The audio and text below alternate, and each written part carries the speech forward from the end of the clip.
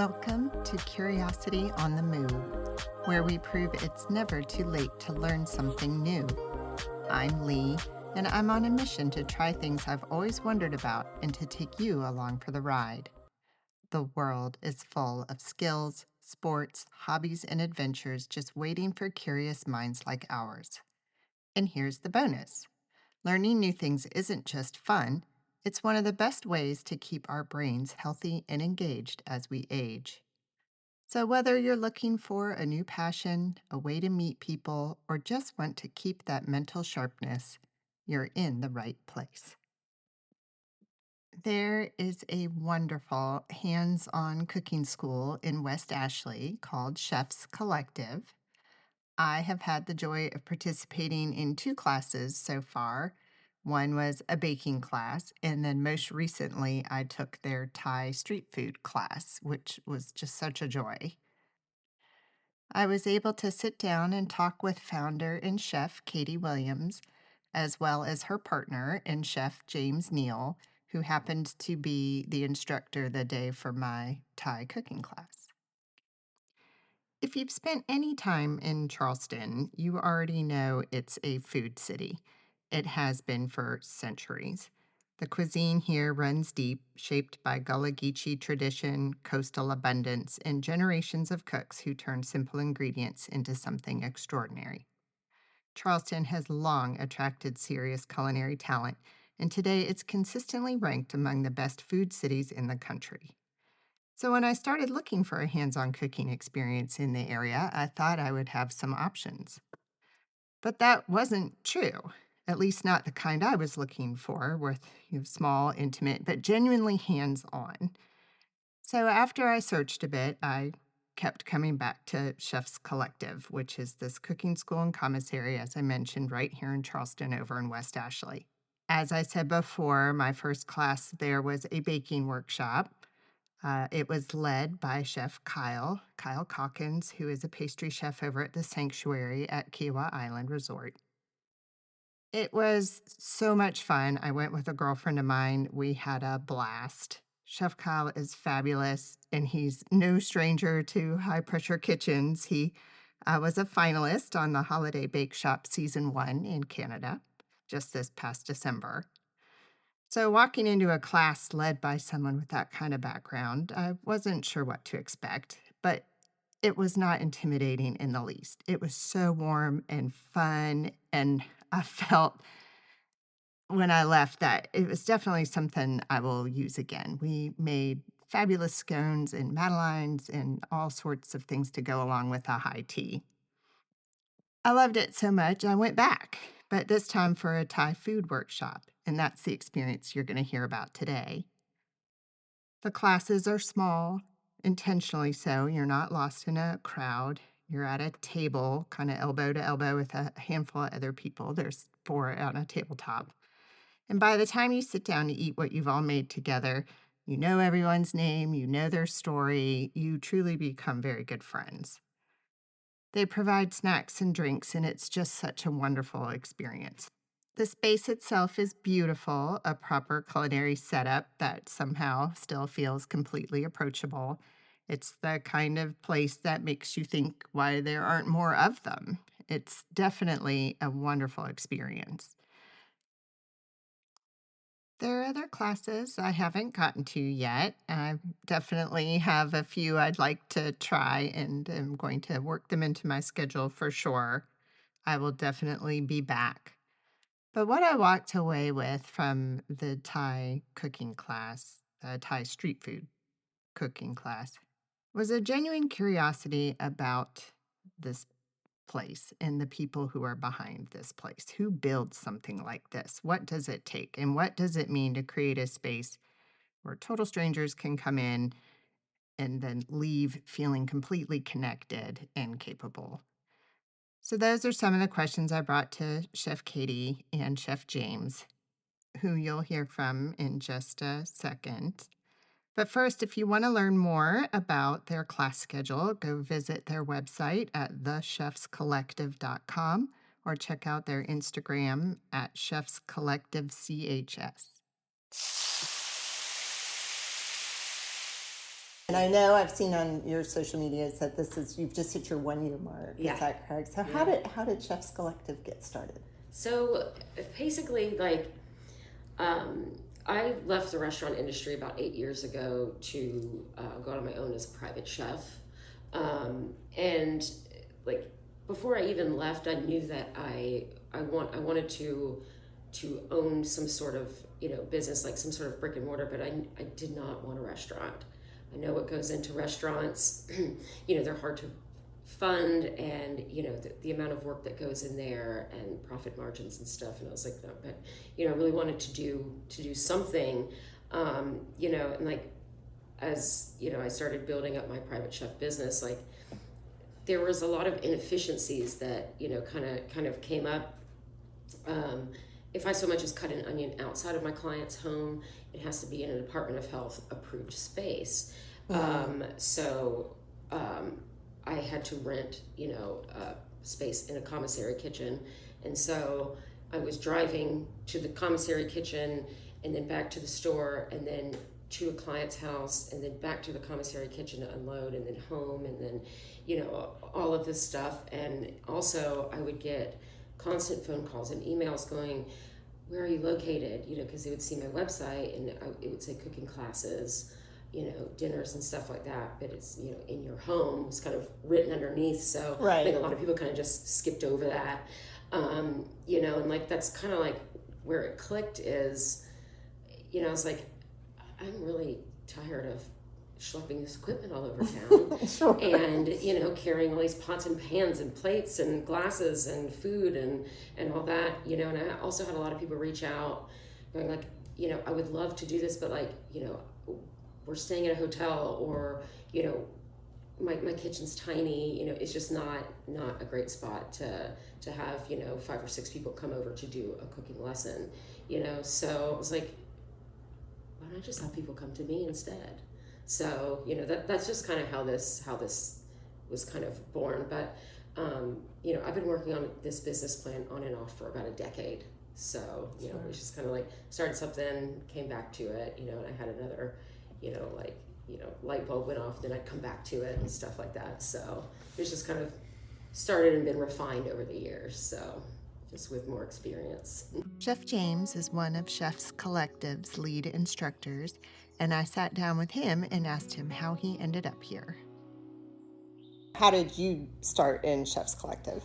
Well, as Katie described, her struggles with, the private chef game, and, I was kind of on the outside looking in for many years as we've known each other for a very long time and watched each other kind of come up through the restaurants and the struggles and everything. And, as we just talked more and more about her idea, I really couldn't turn up the opportunity, it aligned a lot with a lot of the things that my values and would like to see for my future one day, and saw as a really great opportunity to grow as a chef and as a culture and community of chefs, kind of support each other and lift each other up as it would be, hopefully, as opposed to, like she was describing, the struggles of restaurants and the minimal profit margins, and maybe we can turn it on its head and find a backdoor a way about it for our all success. So here, doing an actual hands-on class here, what does that look like? From the student's perspective or the chef's perspective? Well, both, I suppose. Yeah, I mean, yeah. From the chef's perspective, it's a lot. It's kind of like a duck, sitting on the water. You have to present this idea of calm, cool, collective, because the outside to the guest, it's more of a front of the house role. But what they don't see is the feet underneath the water just going like crazy. There's a crazy circus of, tenants back there working through. We have to be very mindful of what's going on. Not to mention we are creating a run of show, almost like a cooking network, like a food network show, because we got to keep it on pace and on schedule, keep everybody enthralled. So we need to make sure we're giving enough information, but also keeping them entertained and making sure they're successful as well. Who is your kind of typical student? Is it folks like me who are beginners, or people who are much more savvy with cooking, just using it as a date night? I think we want to try to welcome everybody. To be honest, we try to guide these curriculums to have something for everyone. Even if it's your first time cooking, you know, we still want you to be successful. If it's you're a master chef, we still want you to maybe learn something new, a little tidbit of history or a little different technique or something. You know, we want everyone to be able to take away from this. And ultimately, it's a good time. And that's the most important. And I think when we lead with that hospitality mindset, a lot of that we've learned from restaurants and how important it is to zhuzh, you know, and the magic of the guy behind the curtain, if you will, you know, the stage presence. You know, that as long as you keep that curtain up, that veil is not broken, you can pretty much work your way out of any jam that you would come across. But you know, it's all based on our foundation of hospitality and taking care of people in the long run. Knowing what happens inside the classroom makes the business side of this even more interesting. Because Chef Katie isn't just running a cooking school, she's built something a lot more layered than that. So you've mentioned the commissary kitchen. What exactly is a commissary kitchen, and why did you decide to add that? I know you said you yourself had been using them elsewhere, but what exactly goes into it and its purpose? So a commissary kitchen, you know, they're starting to get more and more popular as like food truck scene is getting bigger, and you know, there's more and more private chefs and like farmers markets with, you know, I guess they call them micro bakeries now, where it's not like a brick and mortar bakery, but it's just people who bake and want to sell their goods there. So basically what a commissary kitchen is it's a fully licensed, you know, like commercial kitchen. You know, like all restaurants have them, except basically we don't have the restaurant part. It's just set up for small businesses to come and rent the space. So, you know, if I'm prepping for something, you know, I have to store my food here, I have to wash my dishes here, you know, I have to be, so like each individual business that rents space from here, they have to have their own health inspection. And so it's just a great place for anybody, you know, food truck owners, private chefs, small caterers, people like that, to come in and, you know, be able to run their business without having that, you know, hundreds of thousands of dollar upfront cost of having to build out their own space. So it's just kind of more for like really small businesses. You know, it's just kind of like a shared space. We, you know, we rent to tenants weekly, monthly, or they can sign a year lease. And then we also offer, you know, refrigerated storage, freezer storage, and dry storage. So they can keep all of their goods here. So it's like, you know, they kind of have their own little kitchen here. It's just shared, like roommates. So obviously there are two different totally things, running this commissary kitchen as well as running the cooking school itself. So how do you balance managing both of those? So at first, you know, when we first opened, so my business partner, Andrea, she is a pastry chef. She also operates her bakery out of the commissary kitchen. You know, when we first opened, her and I were wearing all the hats. We were doing all the things. You know, and, you know, as time, you know, kind of went by, we kind of, you know, played to our strengths, you know, and hers is more, since she's in that kitchen a lot, you know, she has eyes on everything. She's able to tell when the chemicals are low and, you know, when things need to be reordered, you know, the tenants, you know, might kind of migrate to her.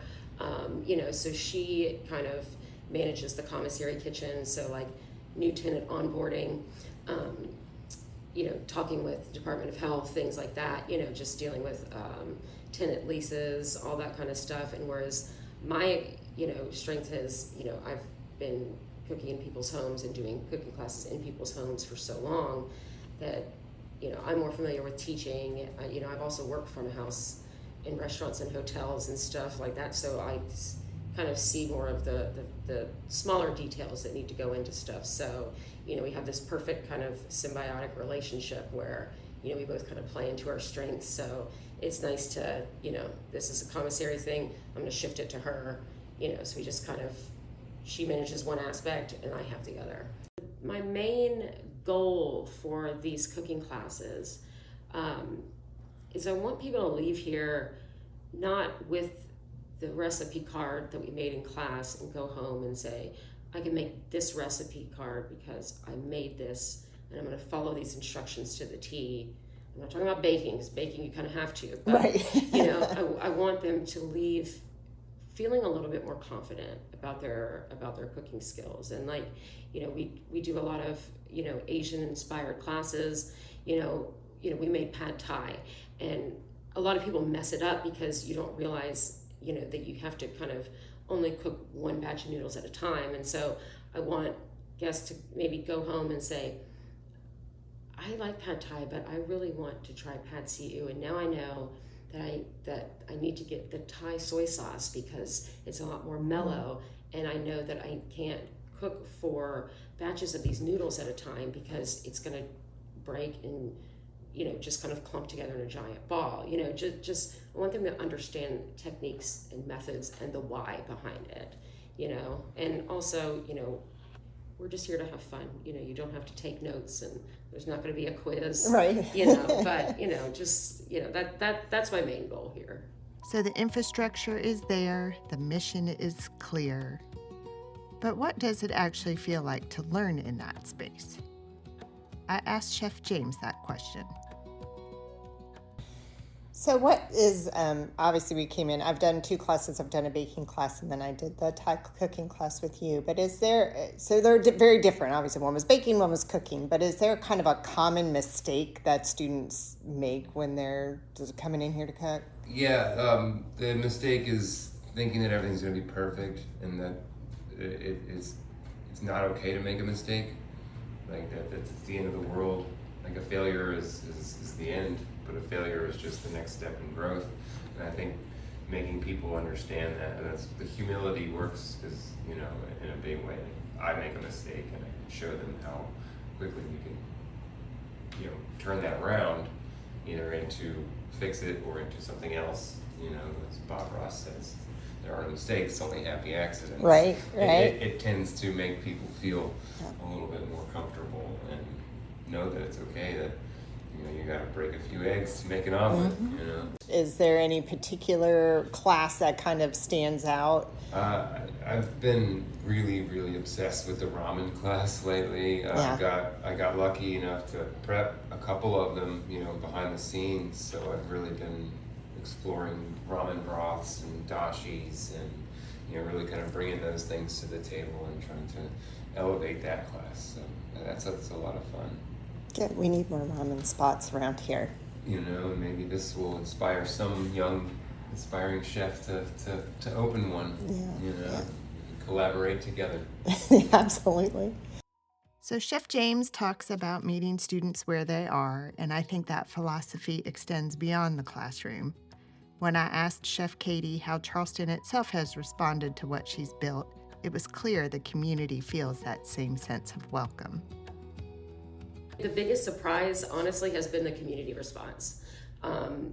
We have got incredible Google reviews, and like every time I get an email, it pops up. It's like, you have another 5-star review, and I read them, and sometimes I tear up. Oh, because I mean, they're all like they're really nice, and because you often when you're putting everything into this, and sometimes you can just be hard on yourself, and stuff like that. And it's like, I don't think I did that explanation very well, but then someone's like, this is the best thing I ever had, and now I understand what I've been doing wrong all these years and why my rice wasn't coming out, or something like that. And so it's just, honestly, it's like the people's reaction.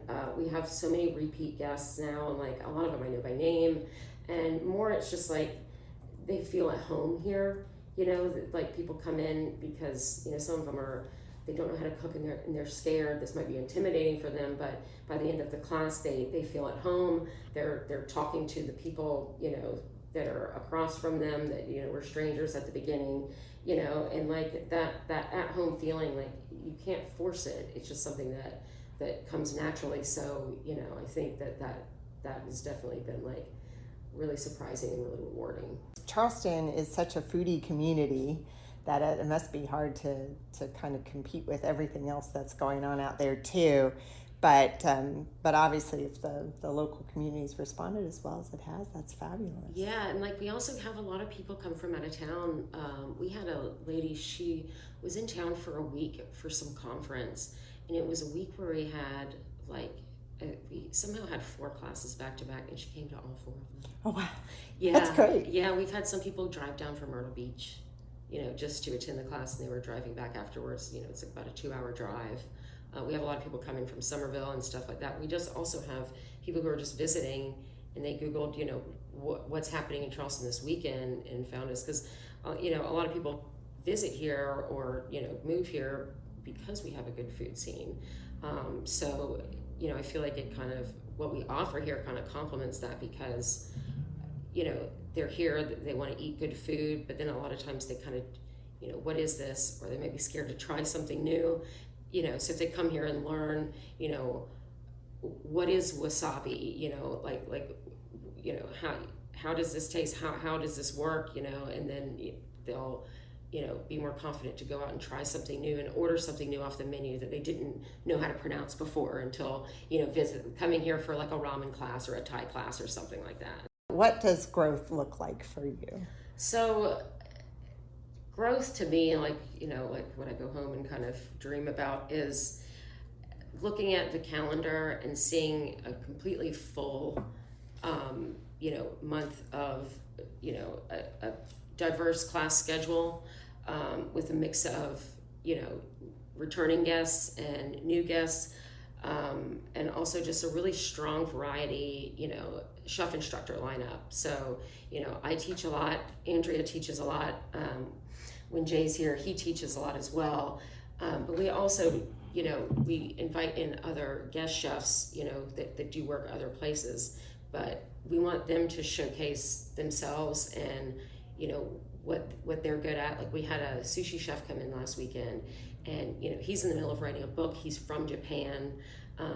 He does culinary tours to Japan every November. Very nice. And so it was cool I learned a lot from him.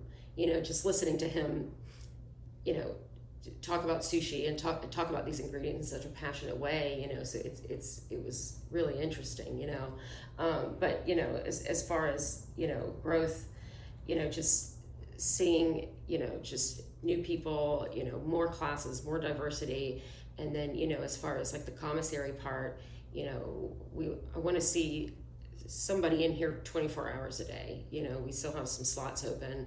We do have quite a few tenants, but we still have some overnight spots and all that. So, I like to kind of see that, just kind of build up a little more. And then, as far as like long-term, I would love a second location. Mm-hmm. Charleston's getting bigger and bigger. Oh, so, yes. If we have people coming in from Myrtle Beach, why not have a space in Mount Pleasant or something, Yeah, that'd be awesome. I think it would do really, really well there too, because there isn't anything like it over there for sure. Big picture thinking from Chef Katie, but let's bring it back to the kitchen, specifically the one I was standing in not too long before this conversation.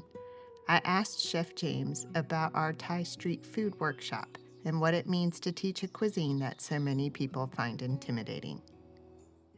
So obviously I took the Thai class, but you were doing some others, but how do you choose your dishes for that specific class, that specific cuisine? There's a lot of factors in that. I think we look at the staples of a cuisine, in this instance Thai food. What people know the most is a factor. How we would like to change that and introduce them into other things. And also, what's going to fit into our 3-hour curriculum? What's going to keep people engaged long enough? What's also going to be manageable in that prep time? I don't want them to just prep for 2.5 hours, cook one thing, and then have 15 minutes to eat. It really is a dance, and it's kind of deconstructing what a meal would look like. For that meal that you're providing, and then kind of walking through it and dancing through it, if you will, looking at everybody's skill set and getting on the same page in that. Was there anything else about the classes here at Chef's Collective you'd like to talk about? come on down. Yeah. I think everyone should come take a class, regardless of your skill set. If you just want to have a good time or you want to learn more about food, I really want to push the idea that we are a culture and a community of chefs, and my success is all of our success. By the end of the workshop, I felt like I could actually pull off a Thai meal at home. I'll take that as a win. I brought that same energy back to Chef Katie for our final few questions. So, what advice would you give someone who has a business idea that they've been sitting on? I would say talk to as many people as you can. It might be somebody like if your idea is to open up a dive bar or something. You don't have to just talk to somebody else who has the kind of same bar as you want to open, although that's very helpful. Talk to somebody at a bank, talk to somebody in the construction business, because you're going to want to know what a load bearing wall is, in Sure. case, like if your business idea is to go into something that involves, an actual like brick and mortar business. Sure. But I mean, I would say at the end of the day, you're never going to be 100% ready, and you're never going to be 100% sure. Just do it, because I would regret always wondering what if I didn't do this. You know what I mean? Then, if, we had a great run, but, at the end we decided to close after a decade or something like that, I would feel better knowing that I tried. Exactly. So I did it, but you're never going to feel 100% ready. So, just try to make the most solid business plan as possible. Talk to anybody about I didn't realize that an SBA loan would take 6 months and paperwork that was twice as big as my mortgage paperwork. Right. So, just getting out there and talking. And there's a plethora of free resources, like there's SCORE, and they actually will pair you with a mentor and stuff like that that'll help you write your business plan. They also do a lot of in person, workshops, but then they also have a lot of online things that it's how to write a business plan or how to apply for funding and what kind of credit score you need and things like that. Just try to get as much knowledge as you possibly can, so you can be as prepared as you can, but also just do it. just do it. Nike slogan. Just Yeah. do it. I walked into Chef's Collective thinking I was going to just learn how to make a few Thai dishes, but I walked out with a deeper appreciation for Charleston's food history, for the people who are keeping that history alive, and for what it means to build something from a dream that you've been carrying around for years. I can't thank Chef Katie and Chef James enough for opening that kitchen and the story to me. And for you listening, if this episode is something interesting to you, whether that's a curiosity or a desire to finally take that cooking class you've been putting off, or just a reason to plan a trip to Charleston, follow that feeling. That's kind of what I'm all about here. If you like this episode, please let me know in the comments on Instagram or Facebook at Curiosity on the Move. I hope you had a good time, and you'll hear from me again in 2 weeks.